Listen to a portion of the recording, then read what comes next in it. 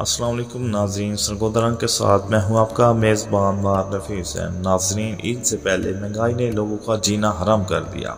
इस साल ईद की शॉपिंग में कमी देखी गई है, लेकिन फिर भी लोग अपनी इस्तात के मुताबिक शॉपिंग में बिज़ी हैं क्योंकि रमज़ान मुबारक का दूसरा शहर ख़त्म पजीर हो चुका है। तो नाज़रीन, अब लोगों को ईद के साथ साथ ईद की छुट्टियों का भी इंतज़ार है। तो बहुत सारी ऐसी न्यूज़ चल रही हैं कि साथ ईद की बहुत ज़्यादा छुट्टियां होने वाली हैं। तो क्या ऐसा होने वाला है? क्या ये हकीकत है? तो हम आपको बताते चलें।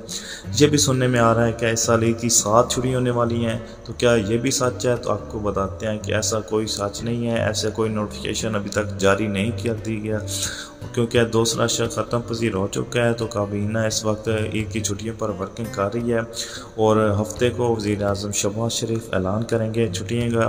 और ये भी पेश गोई हो सकती है कि अगर जुम्मे को ईद हुई तो छुट्टियां 20 अप्रैल से 23 अप्रैल तक हो सकती हैं, और अगर हफ्ते को ईद हुई तो छुट्टियां 20 अप्रैल से 24 अप्रैल तक हो सकती हैं। जी नाजरीन, ये थी मालूमात आपकी ईद की छुट्टियों के बारे में। अगर आपको हमारी वीडियो पसंद आए तो हमारे यूट्यूब चैनल को लाइक करें, सब्सक्राइब करें। बहुत शुक्रिया।